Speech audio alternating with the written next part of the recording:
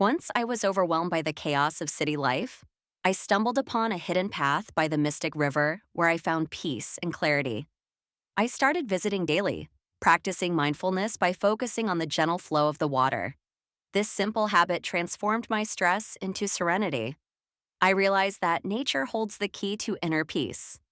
By connecting with the natural world, I learned to let go of worries and embrace the present moment.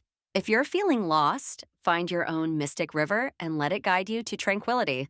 Like, comment, and subscribe for more tips.